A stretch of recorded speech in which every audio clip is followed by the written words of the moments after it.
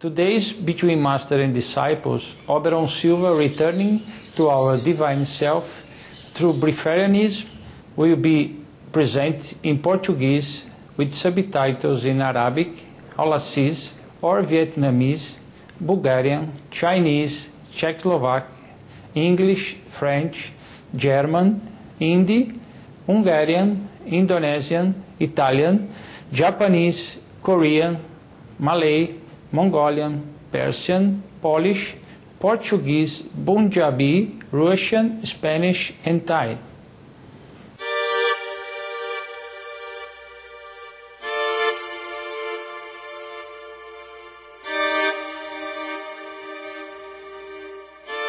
Nas Escrituras, o corpo humano é muitas vezes referido como templo de Deus.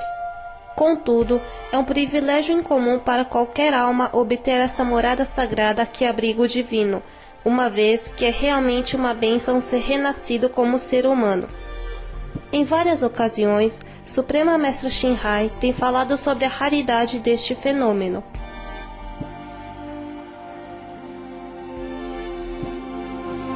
To be reincarnate in the human world is hard.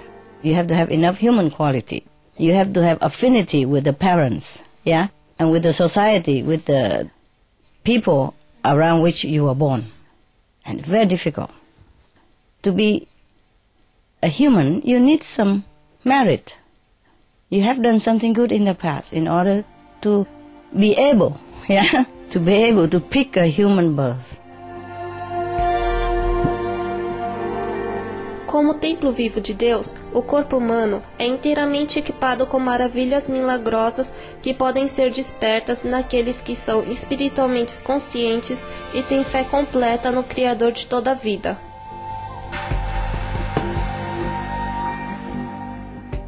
Inédia, termo em latim para jejum, é a habilidade humana de viver sem comida. Desde tempo imemorial, sempre houve indivíduos que conseguem se sustentar no prana, ou força vital. Por meio da graça da providência, inediantes, pessoas que seguem o estilo de vida livre de comida, conseguem usar a energia da natureza para se sustentarem. They live on the chi, from the ground, or from the forest, and from the sun and from the air. They make use of all that. Or they live on love, on faith alone.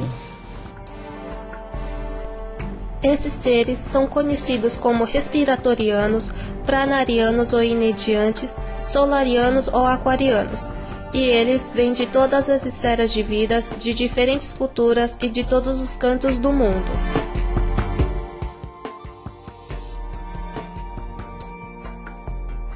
Realmente, as possibilidades e milagres nesta vida, como o nosso benévolo Criador tem criado para nós, são infinitas. Só precisamos conectar interiormente para reconhecer nossa imensidão ilimitada como filhos de Deus. Suprema Mestra Shinhai tem recomendado amorosamente uma série semanal na Supreme Master Television para introduzir aqueles indivíduos do passado e do presente que escolheram viver livre de comida na Terra. Que suas histórias espirituais te encante, que corações sejam abertos e horizontes expandidos. Agora, os convidamos a se juntar a nós para a parte 2 do nosso programa de 4 partes, Oberon Silva retornando ao nosso eu divino por meio do respiratorianismo, em Entre Mestre e Discípulos. Este programa discute a possibilidade de respiratorianismo, ou viver sem comida, e não é uma instrução inteira. Pela sua segurança, por favor, não tente parar de comer sem orientação profissional apropriada.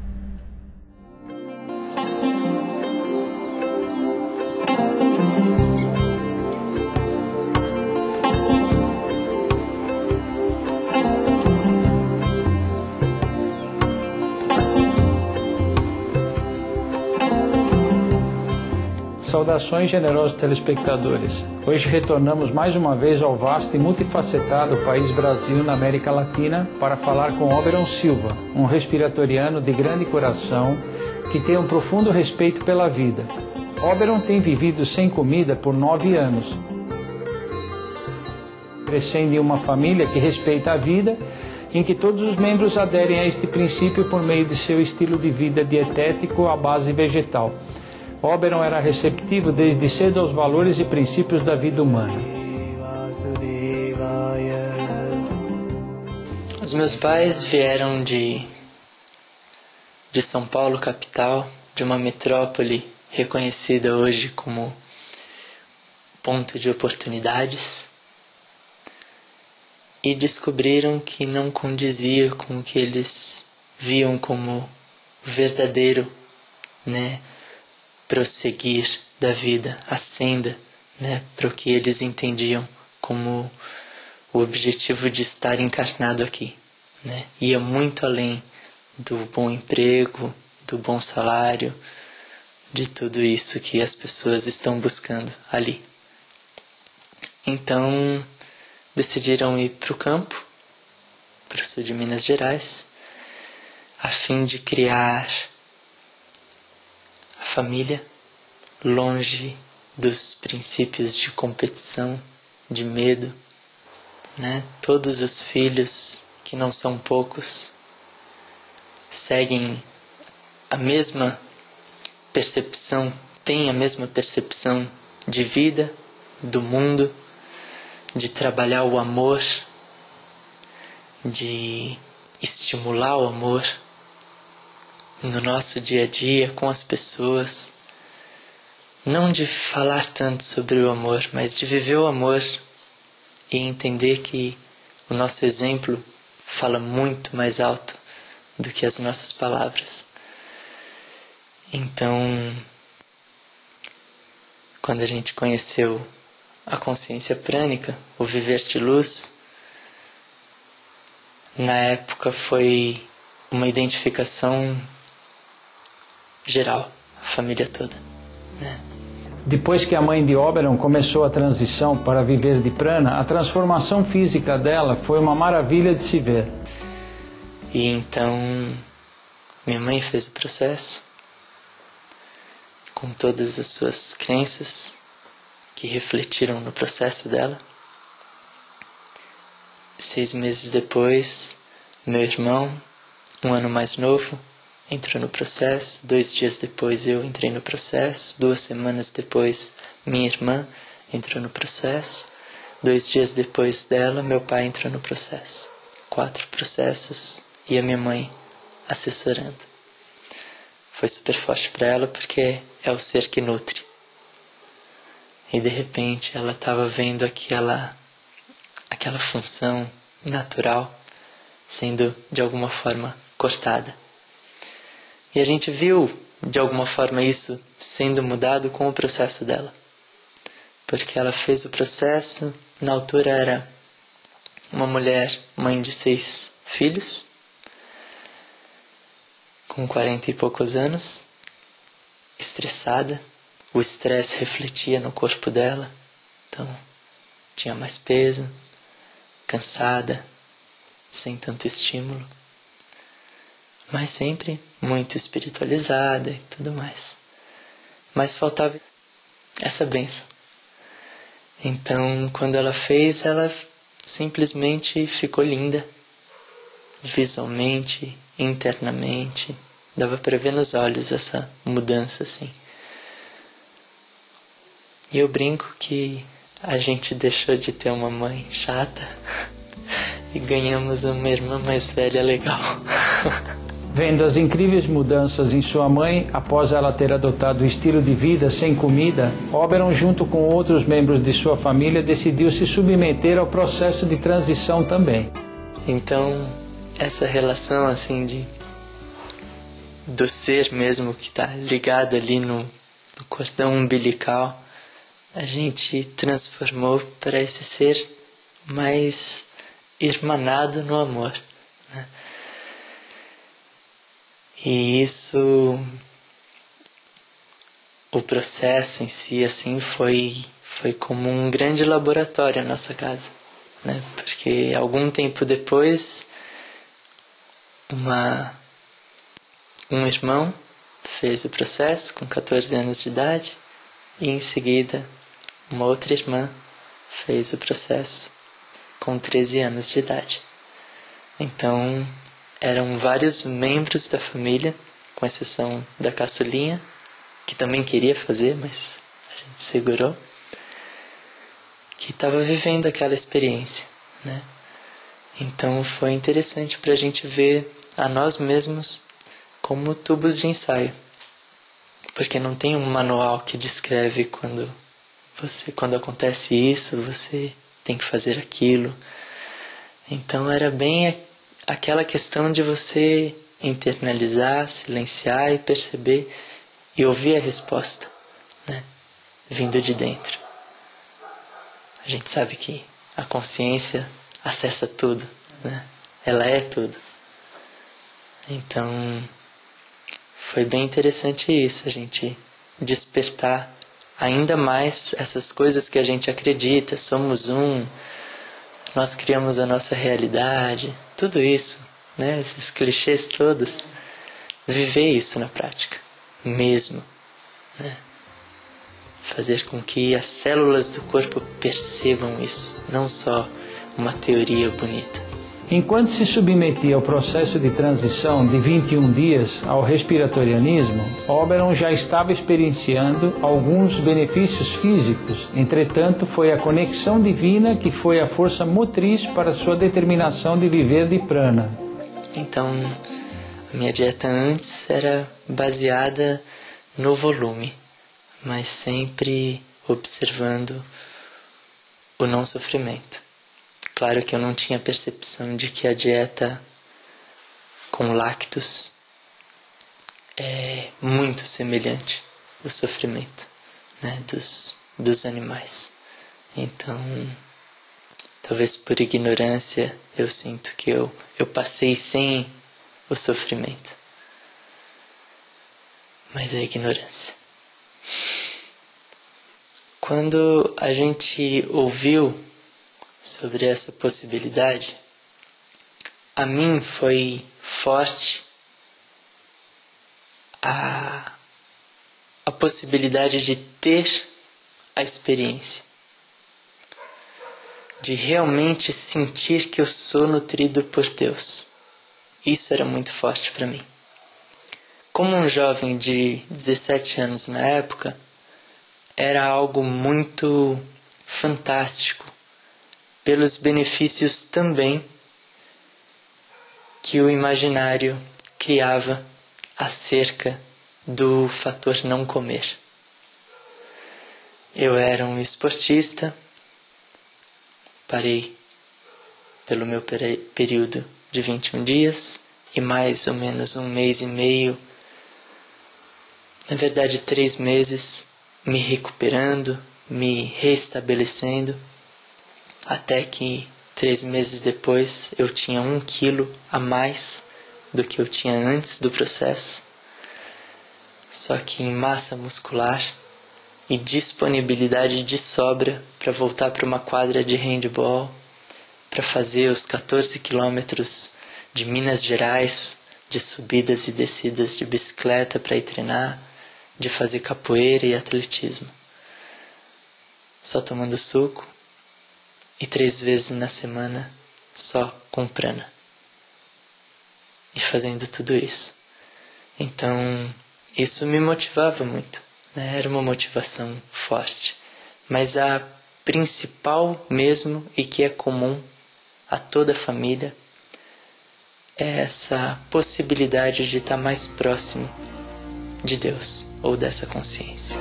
Essa foi a maior motivação mesmo.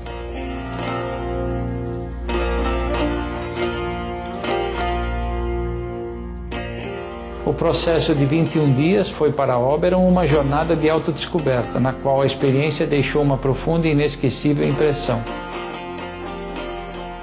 Como que foi esse seu processo de 21 dias? Você tem alguma lembrança que você acha interessante comentar?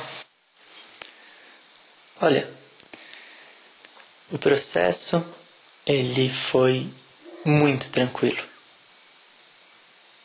O que me mais chama a atenção, assim, do que eu recordo, que na verdade eu tenho uma boa memória com relação a ele, de vários detalhes. Por exemplo, a primeira semana passar 24 horas acordado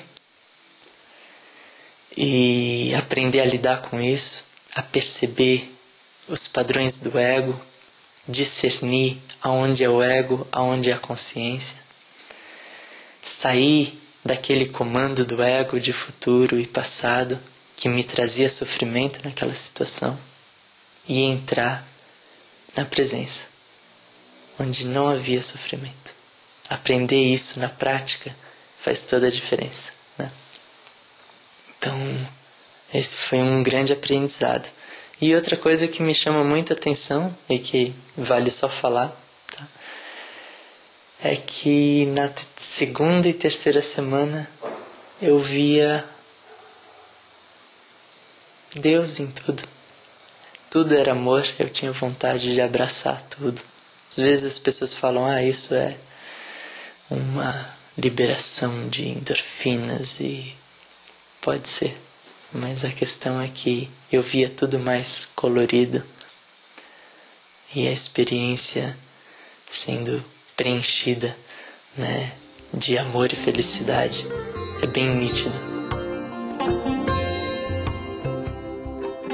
O processo de transição para Oberon se tornou desafiador após um período inicial de um mar de rosa. O meu primeiro dia sem comer nada foi antes do processo, na minha preparação. Foi um domingo, onde eu acordei disposto em não ingerir absolutamente nada, mas com todos os meus padrões mentais do que poderia acontecer. Dito e feito, eu tive um dia com um pouquinho de dor de cabeça, às vezes fraqueza, e acordei no dia seguinte quase sem força para levantar da cama.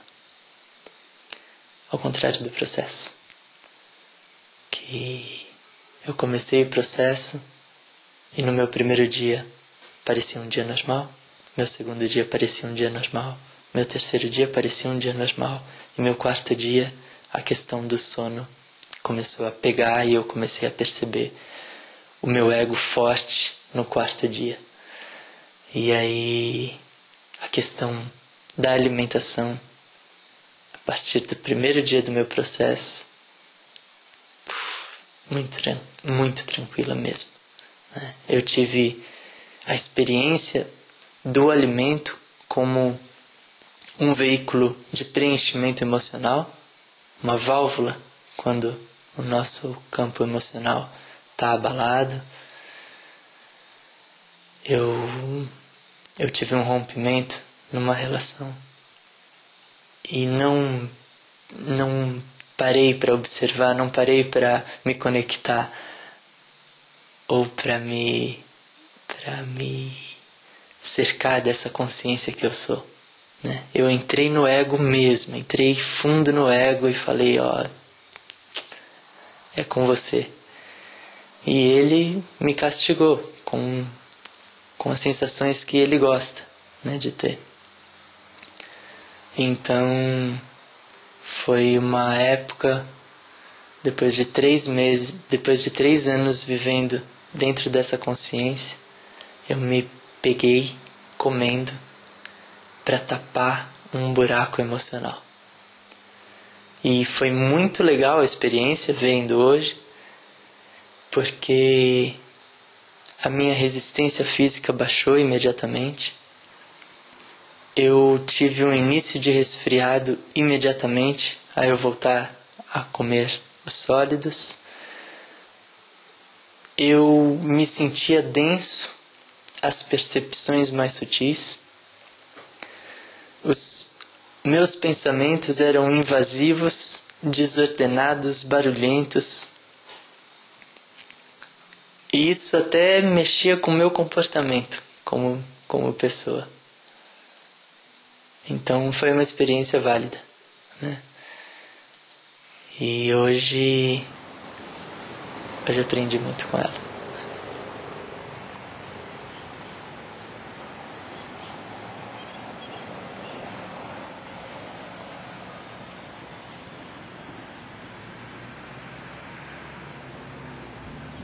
Foi um prazer ter sua encantadora presença para este episódio de Entre Mestre e Discípulos. Juntem-se a nós novamente no próximo domingo, quando continuaremos com a parte 3 de Oberon Silva, retornando ao nosso eu divino por meio do respiratorianismo. A seguir vem Boas Pessoas, Boas Obras, após notícias de destaque. Por favor, sigam sintonizados na Supreme Master Television. Com gratidão que nosso planeta e todos os seres continuem a estar imersos na ilimitada misericórdia do céu.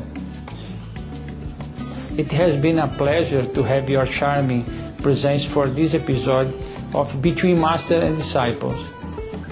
Join us again next Sunday when we will continue with part 3 of Oberon Silva, returning to our divine self through Breatharianism.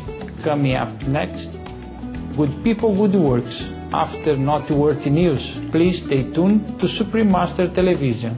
With gratefulness, may our planet and all beings continue to be immersed in heaven's boundless mercy. For more information about Oberon and his work, please contact Oberon C. Silva, Caixa Postal 108, São Lourenço, Minas Gerais, Brasil. CEP 37470000. E-mail viajandonaluz@gmail.com. Literature on Living Food Free.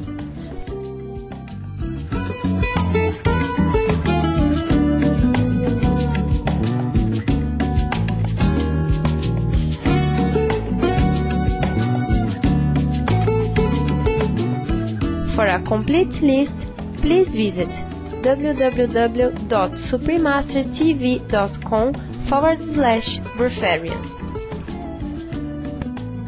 For more details, please visit www.suprememastertv.com/BMD.